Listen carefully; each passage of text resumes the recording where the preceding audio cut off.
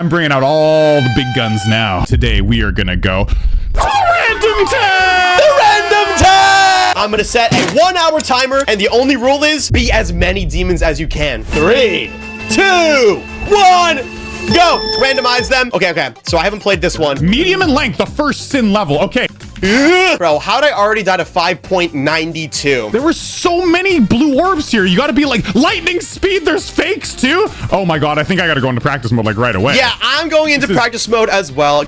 There's memory gameplay. What am I playing right now? I might have to skip this one, but I kind of want to play it though. It looks cool. Oh my god, yeah, no, there's memory on this one too, because it's like old like 1.9 style. I am not playing that. Let's play Low Orbit Dream. I already have the song. Okay. Yes, we're allowed to skip them. No penalty. Literally, the only rule is just beat demons. We have to just pray we get like some really easy demons, because some easy demons are not easy, bro. Like some of them are just ridiculous. Oh my god! This crazy corridor! This is insane! How is this an AC demon? Are you crazy? That's insane! See you later, brother! I'm a third of the way through. It's pretty chill, I think. Oh no, UFO. Oh gosh, no. Is this like memory? This is an old level. It's called Demon Step. Ooh, it sounds spooky, EVW. It is a little scary. Yeah, better not be no demons. Only angels in here. Angels in the sky. You remember that song? I don't know, but I'm in some pretty tight wave gameplay. So let me focus, Eric! Oh! I'm in like an old level that requires a bunch of memorization. You know what I find about old levels though? The beginning's always kind of jank and hard, and then the creators were like, wait a sec. Okay, so I just finished this one in practice mode right here. This is a pretty chill level. Oh yeah, we're beating this. We're beating this. Low orbit dream. You're doing orbit? Yes, I'm doing orbit. Oh my god! I don't know about this easy demon though. Kind of regret my choice here. Hey, it's never too late to skip, but you might just waste a few minutes, Eric, so that's up to you, buddy. Well, you know, the first demon I played was hell, so this is actually super chill. Well, you don't know. It's like gambling. Maybe the next demon will be even easier. I'm on a new best run right now, and I'm straight flying through these strangely colored yellow blocks. No, 22%. I was about to get to the wave gameplay, bro. I just wasted my opportunity. I bet the wave is like super easy. Easy demon wave? Come on, usually chill, right? I can't lie. This wave part is really tight. Y'all watching right now are about to see that. Tight wave. Tight wave. Look at this tight wave click. Are you seeing these tight wave clicks? I know you're not, Eric, but the viewers are, and they're probably like, what? Vortrox, you're the greatest player I've ever... Queens cannot touch each other. Than the inside. The past few months, you guys have shown me your skills at making secret bases, and they've been terrible. The other day, I was walking to my dentist appointment when I was stopped dead in my tracks by this. It was a really spooky tunnel. Bad Geometry Dash levels. They exist. I know, I was surprised too. It's almost like when your game relies on community-made levels, the vast majority of them are going to be not good. But you know what? Everyone starts somewhere, and there's no point in focusing on these bad levels when there's tens of thousands of masterpieces that you could be experiencing instead. But at the same time, it's content. How's it going, guys? Today we're gonna be playing levels from the recent tab. I sure hope there aren't any bad ones. Lately, I've been thinking a lot about the bad levels in Geometry Dash, because at the end of the day, it's a big part of the game's culture. Sure, you could just not play them, but what about the map pack levels that you need to suffer through for some extra coins? Or the world's smallest violin shorts that get millions of views? Or maybe there's a demon level that you just don't like. You can ignore these levels all you want, but they are there and they are popular. Sometimes more so than levels that actually deserve that kind of spotlight. But what's the worst level in Geometry Dash? Like the absolute lowest of low. I've wanted to solve this for a long time, but there are literally No idea how I'm gonna make. I've wanted to solve this for a long time, but there are literally tens of millions of levels out there. I was thinking of going off some criteria, like maybe it's the most disliked rated level in the game, which is this auto level with various obstacles that probably came out back when nearly every level uploaded to the servers got rated. Or maybe we can go by download to dislike ratio, which led me to this strange 2-player level. In reality, there just aren't any good ways to conclusively find a single worst level for the game, so I think the best answer to this question is another question. Do I look like MatPat to you? Seriously, why am I wasting my time trying to find some earth-shattering evidence when the worst level is very obviously Generation Retro? This is the final level of the Poison Gauntlet, which means that 5 million people were forced to play through it, and 5 million therapists were probably called shortly after. Seriously, this level is terrible. Just skip it, hack it even, nobody has to know. So, where did it all go wrong? The year is 1978. Arcade games like Pong and Breakout have taken the world by storm, and Japanese game developer Tomohiro Nishikado was determined to make the most captivating and groundbreaking gaming experience yet. Inspired by the block-breaking mechanics of Breakout as well as science fiction stories like Star Wars, he worked tirelessly to develop a 3-button shooter game known as Space Invaders. The way it worked was simple. A horde of aliens are making their way towards the bottom of the screen, and you have to destroy them all while dodging their bullets. The game ended up being a massive success, and before you knew it, people everywhere were flocking to arcades to give it a try. Space Invaders would go on to be one of the most influential video games of all time, and a massive turning point in the history of gaming. Anyways, fast forward to late 2015, and a Spanish Geometry Dash creator by the name of Aratza woke up one morning and felt like tarnishing the game's entire legacy. Thankfully, 4 years later, it was restored by MDK and Teminite. Everywhere you look in Generation Retro, there's aliens from Space Invaders. In fact, there's even a section where they make up the gameplay itself. So really, there's no denying that the game had a huge influence on this level. Of course, Generation Retro isn't the first level to do the whole Space Invaders thing. I'm sure the first one to come to mind is Retray, which came out a few months prior in Update 1.9 and is currently the most liked level in the entire game. And these little aliens showed up in lots of other 1.9 levels, like Hyper Arcade and Uninstall. The pixel art was easy to make and super recognizable. Imagine scrolling just like you do on TikTok, but for games that you can play on your phone. This is one of the coolest apps around. It's called AP. You can literally scroll on these different games just like it's TikTok. This is one of the coolest apps I've ever had in my entire life. And if you want to try it for yourself, click the link on this video.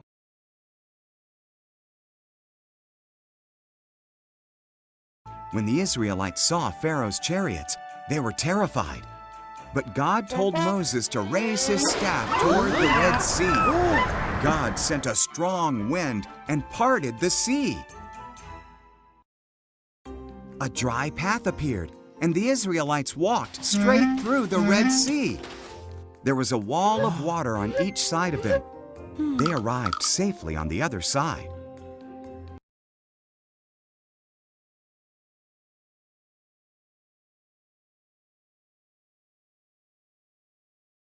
Make him seem buff and have these human feet poking out of shoes, but I give it my best shot. I came up with this flexing guy who I will henceforth name Chad. I put Chad in game and made him large. I created a walking animation by copying the default sprite and mirroring it. For a simple arena, I made some moving platforms and added some spike traps that Mario needs to avoid. I made it so Chad can jump high, move fast, and chases Mario. Because Chad is so aggressive, I give Mario 3 health to give him a fighting chance. I mean, you can tell Mario skips leg day, so he needs all the help he can get. Mario begins the battle against Chad. He dodges pointy ground, jumps gracefully, and stomps Chad 3 times to defeat the muscly turtle. I give myself 3 beefy Koopas out of 5 for this one. This drawing looks like a snail slingshot type of character. For some reason, I forgot to record the process of me making the art for this one, but this is what I came up with. Because this snail has spikes on his shell, I changed it so that Mario gets damaged if he tries to jump on top of it. The artist wanted Mario to be able to pull this handle to launch it, kind of like these Rever guys in Mario Wonder, but unfortunately, I couldn't figure out how to make that happen. I still like the slinging idea, so I named this enemy Slingy. But instead of Mario slinging the snail, now the snail is gonna sling shells at Mario. I changed the behavior so that the shells Mario throws at Slingy only knock it back and don't damage it. That's really cool, but right now Mario has no way to defeat it, so I need to come up with something. I added a pit for the enemy to fall into and made sure it didn't just walk off the edge on its own. My first idea is to use shells that Mario throws to push Slingy into the void, but Slingy has other plans. Nope. I tried different ideas for 30 minutes, like letting Mario pick up shells to throw and even making a pathway underneath for shells to attack, but none of that worked. Eventually, I gave Mario a boomerang flower so he can use boomerangs that can push back Slingy but not damage him. If Mario's not careful though, his boomerangs can pull Slingy the snail towards him and he can take damage. Mario needs to use the boomerang at the right time to push Slingy toward the pit until he knocks him off for good. I give this one 4 Garys out of 5. It's time to make a mutated cosmic clone nicknamed Catastrophe by the artist. The drawing seemed simple enough, but it ended up being harder to recreate than expected. I kept running out of space on his head to make everything detailed, so I had to start over a lot of times. I eventually got something that looked pretty cool and was ready to work on its abilities. Since clones in Mario Wonder can hover now, I wanted to give this one a flying ability. I had it follow the player's every move like a homing bullet bill. It works now, but needs additional sprites to bring it to life. I changed the eyes to red and added an X on its body, kind of as a warning to the player that this thing is not friendly. I beefed up the clone by making it big and giving it enough health to survive 4 hits. I increased the speed so it would keep up with Mario's every move. When I tested it, for some reason the clone didn't turn and face Mario. So next, I copied the 2 poses I made and mirrored them. Now the animation alternates between all 4 sprites, and I sped it up until I was happy with the overall flow. For the arena, I felt like it was an icy and ghostly airship, so I used block platforms. I added a bubble flower just for fun and had no idea if it would do anything. I made Mario battle the Catastrophe clone, but the bubble flower was absolutely useless against it. Mario had to evade and bonk the big fella on the head 4 times to win. I give this one 3.5 useless bubbles out of 5. Our next drawing looks like a Goomba spider. I have no idea how I'm gonna fit all those eyes in here. Gooba, the Goomba spider, is ready. On testing, it looks odd because it just slides across the screen. I made him a bit faster and then looked to make him more unique. I created a jump sprite and a walking sprite, but I ran out of space on the side so they don't look as clean as I'd hoped. I made him bounce and jump up high as he goes across the screen towards Mario. Instead of a normal Goomba, I increased the health to make it so Mario needs to jump on Gooba twice to defeat it. I was excited to try different things for Gooba's arena, but when I tried to save my work, the application crashed and I lost everything. Instead of cutting this out of the video like most people would, I want us to take this moment to remember Gooba. Type in the comments section, RIP Gooba, lost but not forgotten. This one gets a measly 2.5 spider eyes out of 5. To see how I made enemies into bosses in Mario Wonder, click on the screen right now. I'm Aristotle, and thanks for watching. Знаєш, коли стаєш 100% своїм. Коли чуєш добрий ранок, хоч би якою була ніч. Коли з тобою діляться усмішкою. Коли тобі довіряють важливе. Іще одну? Є. Коли на своєму місці робиш свою справу, а навколо свої. Заходь на українські тижні. Макдональдс. 100% свій.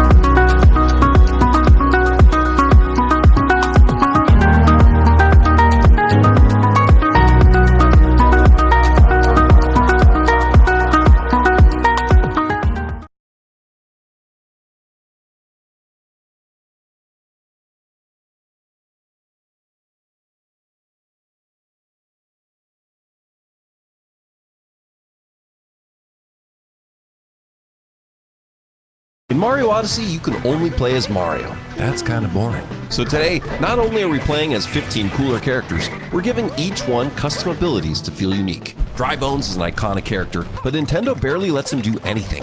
So we gave him the power of wind. Holding R now creates a tornado in front of him. With his mighty gusts, enemies don't stand a chance. Dry Bones spews his hot air to knock them back and defeat them with ease. But the wind isn't just good for attacks, it can also launch Dry Bones forward. He zips across platforms, clears gaps effortlessly, and feels almost weightless. I was curious to see what would happen underwater. The wind speed buff still works, and it actually makes water movement fun for once. We've covered land and sea, but here's where things get really broken. When the tornado is active and Dry Bones jumps, he can master the air as well. Dry Bones can fly wherever he wants to go. And with full flight unlocked, he can explore above the Metro Kingdom to get a closer look at what Bowser does in his free time. Hello there. Turns out, not much. This is Blue Toad. He wants to be a trick jump master. He isn't. So today, we're giving him an ability to keep his spirits high while he practices. Introducing the Trick Score Meter. The longer Blue Toad stays in the air, the higher the score climbs. Multipliers reward risky tricks. More moves equal higher points. The meter always saves his personal best, so he'll always remember that one glorious moment, even when he does something like this. Hang in there, Blue Toad. We're rooting for you. Bowser Jr.'s up next, and his ability is inspired by these weird eyes from the Mario Galaxy movie. At first, Bowser Jr. starts searching through Lost Kingdom, and everything looks normal. But without warning, his vision changes. His ability randomly swaps the camera filter mid-game. Unlike Mario's version, where adjustments only happen in snapshot mode, Bowser Jr.'s entire gameplay is locked like this. Some filters are fun, but others can make it impossible to see. It can be excruciating to try to find a hidden door. Dodging enemies turns into a hand-drawn nightmare, and some filters mess with his brain. If this is how Bowser Jr. sees the world, no wonder fighting him's a joke. Мій світ кохання починається зараз. Я віддаюся ритму, час зупиняється, і серце говорить голосніше за слова. Я обираю цей шлях з тобою. Золота країна, саме та обручка. Злата Огнєвич. Поринь справжню м'ясну галактику. Бургери, донори, паніні, сендвічі. Цілий всесвіт смаків. Містер Гриль. Смак космічний. Вибір фантастичний. Donkey Kong Bonanza gave DK new powers to smash into the ground, so today we're giving him Earth abilities. Now he can dig into the ground and pop out wherever he wants. Slippery surfaces no longer affect him, and he can even burrow right under enemies. Digging into the floor is kind of useful, but with this power, even walls aren't safe. Donkey Kong's able to dive into the side of a structure and move inside of it just like the ground. Steep overhangs are no problem either. He's not going to fall out. Donkey Kong can now explore the kingdom inside and out, and even find some weird glitches in the process. If digging wasn't enough, DK also gets a new ground pound ability. When he slams his gluteus maximus into the ground, a massive sand geyser launches him far into the air. With this, he explodes like a cannonball to make it over huge gaps. If Donkey Kong uses both abilities and chains them together, he unlocks some crazy movement and becomes Spider Kong. Wario appears to prove he's the strongest out there. Mario's weak without Cappy, but Wario, he's built for destruction. He can punch down anything that makes him angry. He punches blocks, one-shots enemies that usually take multiple hits, and throws wooden posts clean out of the ground. Crates get shredded, and these pesky flowers don't stand a chance. He's never come up against an opponent he can't beat. Well, until he finds these barrels. Time to check in on Blue Toad and see if he's making any progress. Oh, he's trying to learn a new jump. Let's see, is he gonna make it? Oh, not even close. Keep trying, Fungus Man. I've never really liked Baby Mario, so I decided to give him a terrible ability. Baby Mario now only has 1 health. If he bonks once, dead. If he falls too far, dead. He's slow, tiny, and struggles just to climb hills. Every enemy becomes terrifying, and dodging them becomes almost impossible. He has to learn to throw Cappy right before he lands, just to stay alive after jumping. The entire game will take him years to complete. Enjoy your nightmare, Baby Mario. Luigi's always been known for being able to jump higher than Mario, but this time, we're gonna add a twist. Instead of just having a higher jump from the start, now his jump is tied to how many moons he's gotten. To start, Luigi's ashamed of his jump. He barely leaves the ground and struggles to reach even the easiest moves. So he gets creative. He spin jumps just to be able to do a ground pound, and starts using terrain in weird ways. Bit by bit, his jump gets bigger. With patience, he can eventually jump way higher than any character in the Mario universe. Luigi uses his power to jump over most obstacles, making the game way easy.